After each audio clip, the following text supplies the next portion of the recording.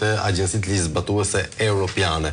E megjithatë në raporte politike qeveria jonë del mirë, në raporte praktike jo dhe aq. Çfarë do të thotë në këtë moment?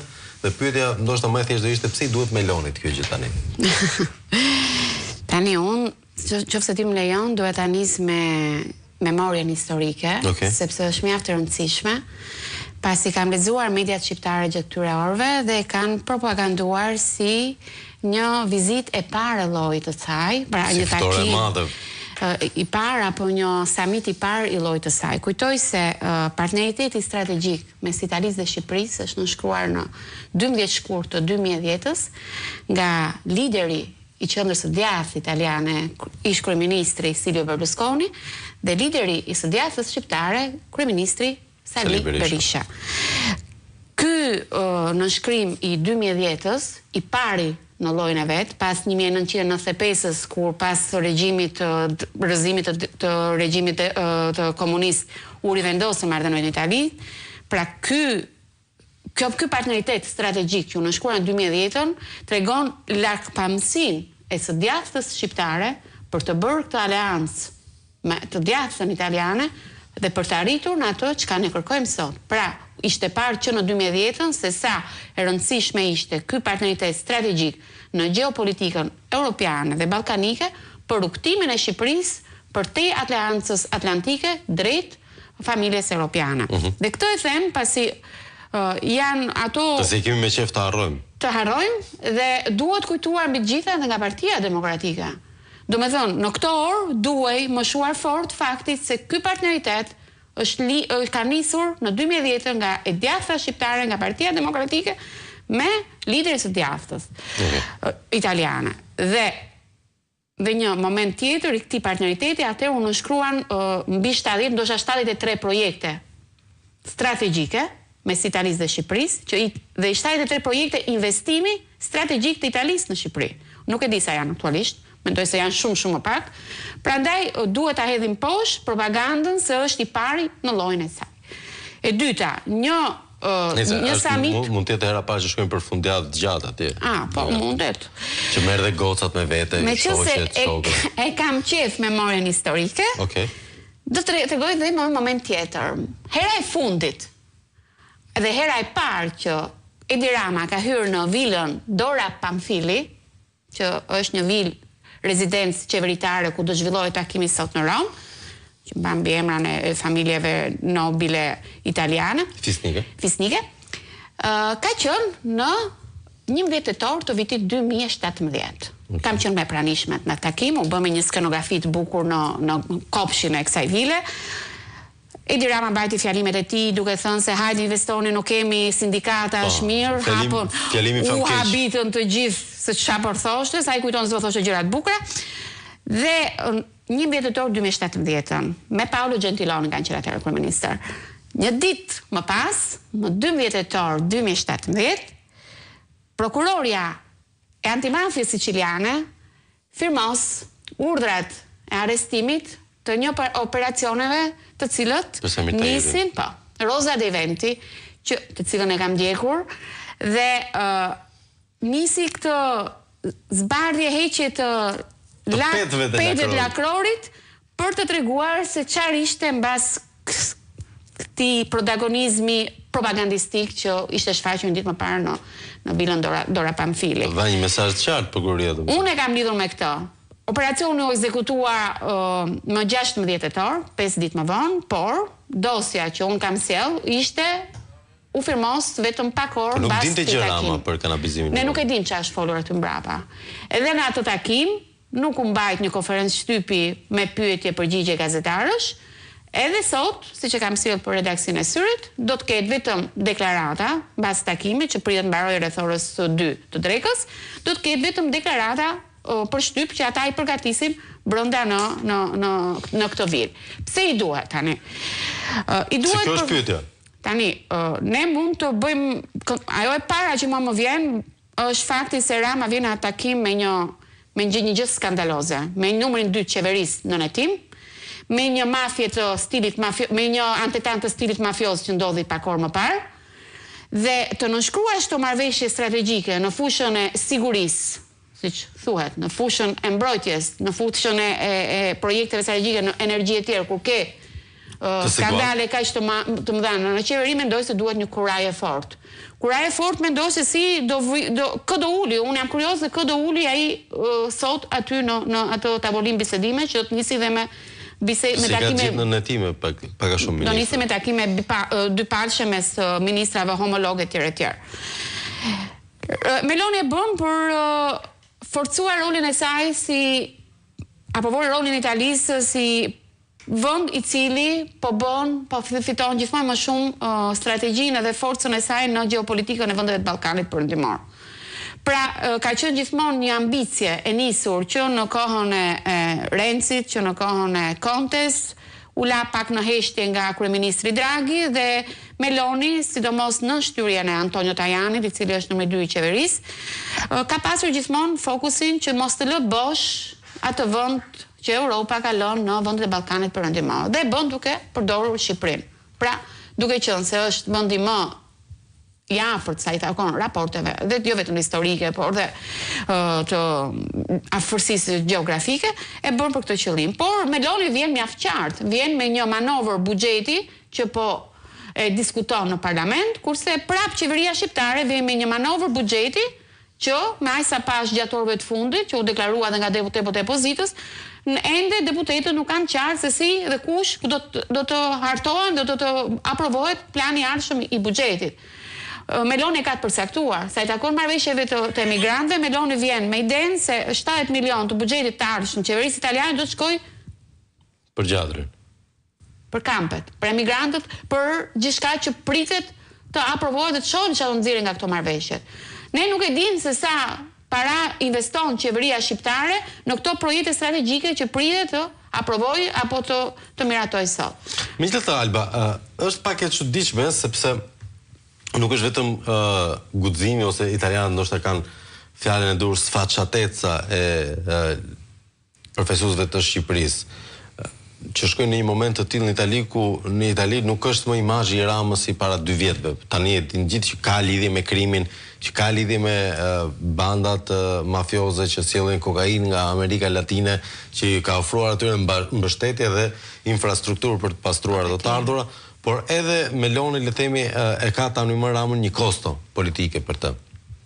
Kjo këmbgulje, a është për të shpëtuar ç'mundet edhe për shkak të vendimeve të gjykatës kundër kampeve të gjadrit? A është një tour de force? Patjetër, sepse ne e dimë mjaft mirë që në pranverë të 2026-s, politikat e Bashkimit Evropian do të anojnë apo po synojnë të anojnë në krijimin e qendrave të hotspotit në vende të treta, në vende jo anëtare të BE-s. Dhe ajo kërkon të mbyll 2025-ën me këto marrëveshje strategjike të qarta, me cila edhe kjo për të konsoliduar këtë marrëveshje, e cila është vënë në pikpyetje nga gjykatat italiane dhe nga gjykatat europiane. Po fiton kohë praktikisht. Po fiton kohë dhe po vjen me fakte të kryera. Po vjen që dëgjoj, unë jam dakordsuar dhe tashmë nuk ka gjykat që mund të më hedhë poshtë këtë lloj qasi që intereson, sepse është një nga problemet më edhe premtim fushate. Fushate, po jo dhe një nga problemet më dramatike që ka Bashkimi Evropian, no? Ky fluks kaq I madh emigracionit ilegal. Edhe fjalët ka rëndësi, sepse në Itali, për shembull, ne si urdhër gazetare që kemi ndaluar të përdorim fjalën klandestin. Se edhe këtu duhet edukuar dhe një çik opinioni publik, klandestinët është një fjalë buliste, dhe një personi I cili largohet nga vendi I origjinës për shkak të një konflikti lufte, për shkak të një karestie, për shkak të një... Po, një pjesë e djathtës europiane mendojnë që kjo është organizuar nga e majta europiane për ta praktikisht çmontuar territorin europian. Se fare mirë mund t'i ndalojnë det, se tash mos bëjmë kot sigur. Patjetër, por ka një kosto të madhe financiare për ndaluar në det. E kemi parë që për t'i transformuar mund të kufirin e Afrikës Veriore. Dhe t'i kthejmë pas. Dhe do të kthejmë edhe një herë. Ka metoda pa fund. Po do shkojnë edhe një herë të bien në pjesë apo të... Disa po e konsiderojnë këtë një pushtim të Europës me refugjat nga vende si Afrika apo Lindja e Mesme. Po, edhe kjo, padyshim. Por është një gjë që ti nuk e ndalon dot. Nuk mund ta ndalosh, u bën vite, u bën një dekadë që Bashkimi Evropian nuk po e menaxhon dot. Pavarësisht se çdo vit lëvron me fonde për të ndihmuar politikat e ndalimit. Sa misione detare janë kryer në Mesdhe dhe vijojnë të patrullojnë Mesdheun dhe nuk mund t'i ndalojnë dot. Është një nga fenomenet që padyshim mund të ketë forca madhore që një prej të cilave është dhe kjo, një politikë e bërjes kontinentit apo të idesë së Bashkimit Evropian pikërisht duke populluar. Por dhe mbi këtë bazë dhe Giorgia Meloni ngren dhe propagandën e saj, që thotë unë po e bëj si një premtim elektoral që nuk po ndaloj emigracionin legal, por po gjej zgjidhje duke bërë magazinimin në Shqipëri. Por çdo shtet dhe çdo kryeministër bën politikën që intereson dhe premtimeve që intereson elektorale, kombëtare, por ne çfarë fitojmë këtu? Unë ato që shkruaj edhe djegë dhe kësyri të vë. A mos ndoshta është pikërisht kjo ajo që fitojmë? Pra fakti që pavarësisht kostove që ka Rama, ai sidoqoftë ja del ty nga penxheria, për shkak se ofron copa Shqipërie për këtë gjë? Po, patjetër. Ai ne nga çfarë fitojnë shqiptarët është pyetja. Asgjë, sigurisht. Çfarë fitojnë shqiptarët, sepse Edi Rama do fitoj ca titull gazetash sot. Po, fiton dhe kohë politike. Do shohim se si do të jetë ajo deklarata që do flasë, do gjej padyshim atë momentin e show të ndonjë fjale, ndonjë shpotije kundër Bashkimit Evropian. Tashmë jemi mësuar me skenarin e tij. Shohim çfarë kanë përgatitur ato mbrapa që i rinë gjithaj enturazh që ka për të dhënë ndonjë mesazh tjetër dhe me sjelljen qasjen e tij. Uroj që ta ulet edhe një herë ke preri apo ke këmbët e melonit dhe të përfundoj edhe një herë në Karagjozllëkun që po jep imazhit të Shqipërisë, sepse ai në këto që bën në një farë mënyrë edhe tregon veten se ku po shkon, ku vadis, i thon latinat.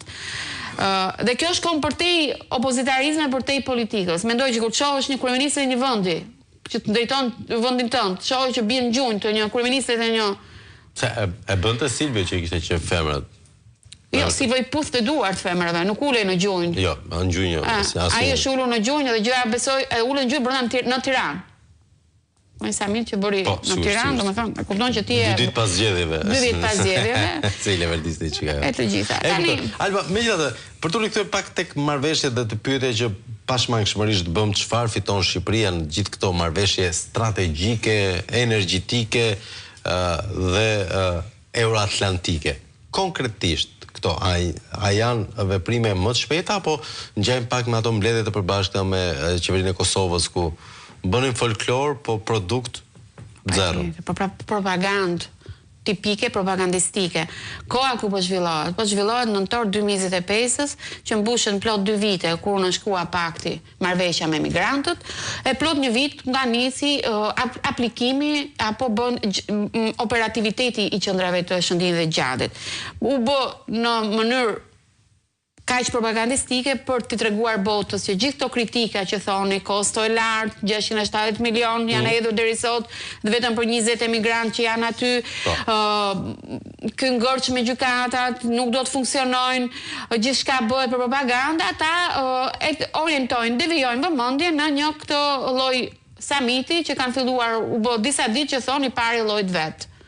Dhe ta thash, Rama do fitojë ca titull në gazetë. Shqiptarët do vijojnë të humbin pjesë nga sovraniteti kombëtar dhe mungesë totale informacioni. Kemi shumë vite që themi që po duhet Ramës si duhet për të hyrë Shqipërinë për të patur Italinë si krah për të hyrë Shqipërinë në kuptimin evropian, po më thuaj ti, edhe memoria jote, memoria besoj edhe kush na dëgjon. A ka pasur ndonjë kryeministër italian që nuk ka mbështetur rrugtimin shqiptar në Europë? S'ka pasur. Pse duhet ta glorifikojmë Giorgia Melonin se po na jep ndihmë për të hyrë në rrugtimin evropian? Kujt i duhet? E kuptoj. Ndërkohë për të rikthyer pak tek agenda e takimit dhe të sigurisht objektivi kryesor që do të jetë ajo që Shqipëria fiton apo nuk fiton, nëse do të ishte qoftë edhe për propagandë. A nuk ekziston rreziku i madh në këto momente që një pjesë e madhe e mediave italiane t'ia përmendin Giorgia Melonit faktin që kryeministri Rama është në kaq shumë telashe ligjore dhe të rënda si telashe. Se për italianët është shumë e rëndësishme dhe ka një respekt shumë madh antimafia në Itali. Në fakti që antimafia po merret kaq shumë me krimin shqiptar dhe lidhjet e tij me politikën shqiptare, nuk krijon kjo një rrezik? Giorgia Meloni dhe Edi Rama kanë një gjë shumë përbashkët me njëri tjetrin. Kanë antipati për gazetarët. Giorgia Meloni nuk ka bërë konferencë shtypje me gazetarët, ka kohë që nuk bën. Që të ulet aty dhe të bëj pyetje përgjigje, siç bënte Draghi. Draghi sa mbaronte mbledhja e qeverisë, takoi me gazetarët, pyetje përgjigje. Bëre këtë draft, raportonte për vendimet. Konte vijon ta ketë raportin mjaft mirë me në gazetarët, sepse vijon të kemi këtë imazh që çdo gjë ishte marrëdhënie. Qoftë edhe se e dinte që ai kritikonte apo bënte 2 faqe gazetë që i binte, por ishte e detyrueshme. Lorca Meloni nuk e bën. Ose seleksionon. Dalin e fundit e ka bërë porta a porta. Ka bërë në Vespa pak muaj më parë. Të njëjtën gjë bën dhe Rama. Kan antipati ose frikë me Bruno Vespa me gazetarët. Kan antipati dhe frikë me gazetarët.